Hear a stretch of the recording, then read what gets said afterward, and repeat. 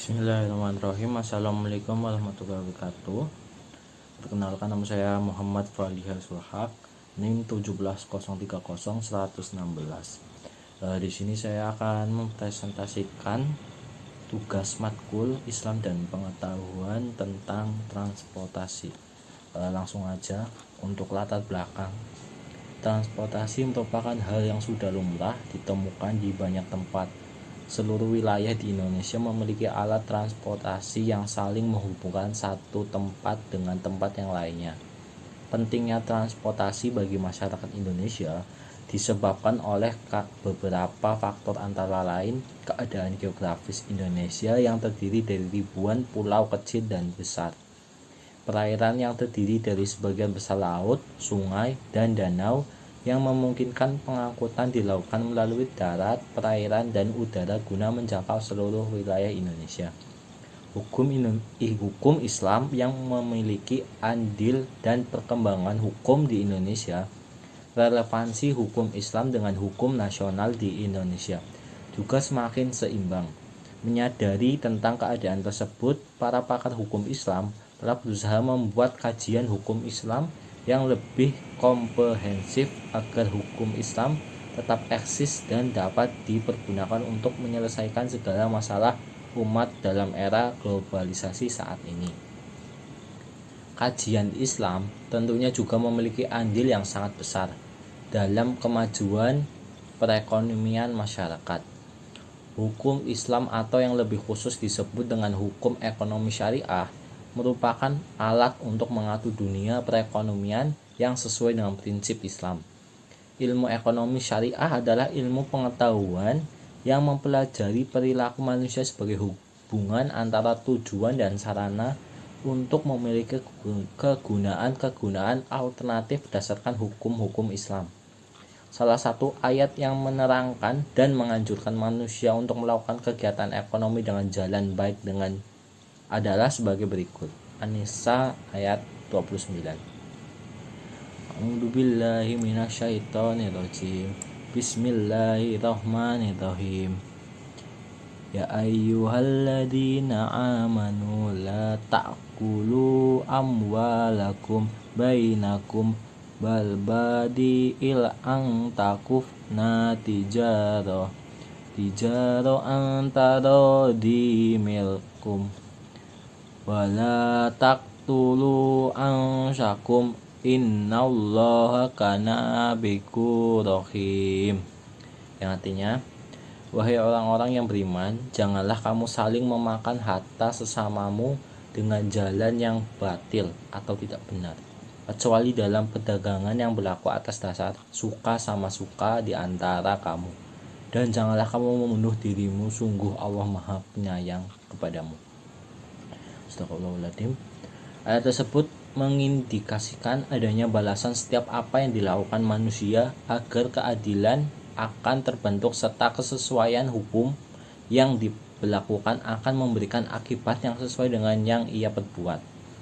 Hukum Islam juga mengatur tentang tindak pidana al-jarimah.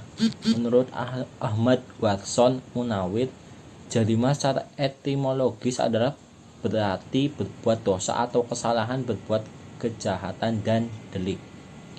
Salah satu terma yang digunakan Al-Quran terkait transportasi adalah rakibah, yang berarti menaiki kendaraan.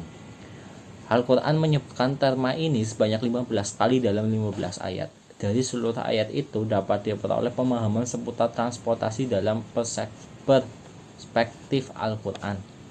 Pertama, pada mulanya manusia menggunakan binatang sebagai kendaraan, sebagai yang diisyaratkan surat An-Nahl surat ke-16 ayat ke-8.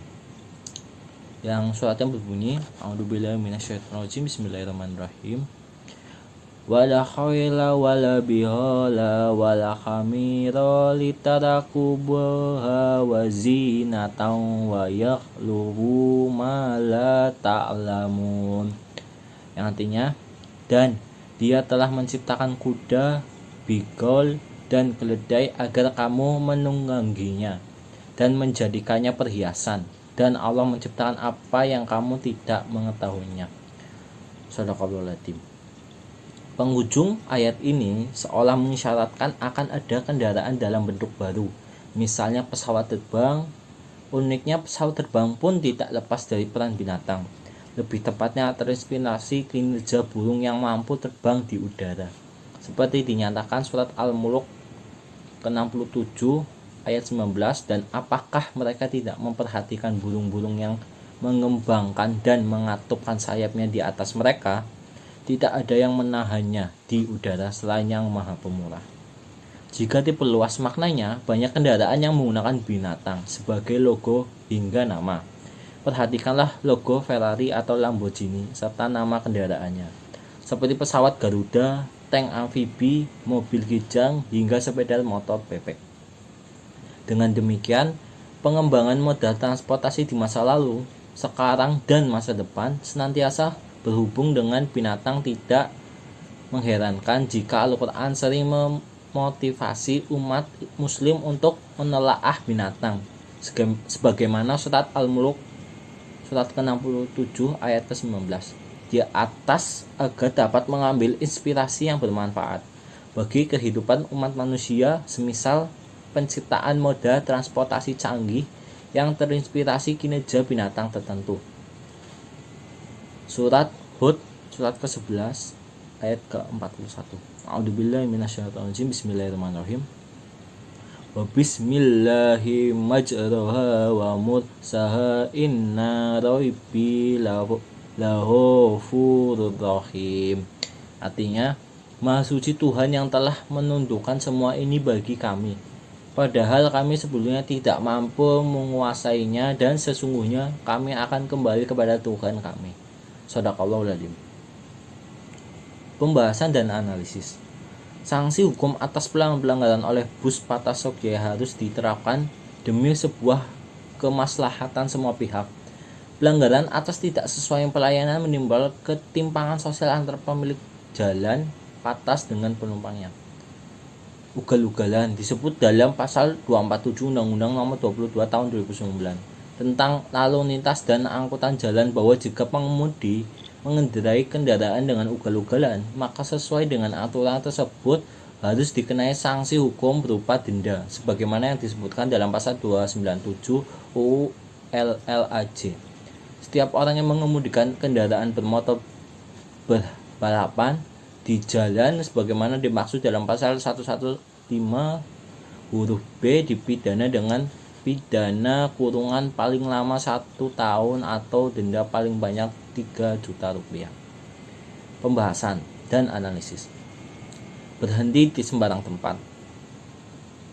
Dalam kegiatan operasional sehari-hari, terkadang masih sering melakukan pelanggaran lalu lintas, yaitu berhenti mendadak di tengah jalan di tempat yang dilarang untuk menurunkan penumpang. Hal ini sangat erat kaitannya dengan bus yang ugal-ugalan yang bertujuan untuk mengejar waktu masuk ke terminal, yang berakibatkan dapat membahayakan keselamatan semua pihak. Tidak mengenakan sabuk pengaman. Budaya disiplin di Indonesia masih sangat rendah. Secara fakta, masyarakat Indonesia, khususnya pengendara bermotor, beranggapan bahwa memakai sabuk pengaman sangat mengganggu kenyamanan berkendara, dan itu juga tidak berpengaruh dalam keselamatan berkendara.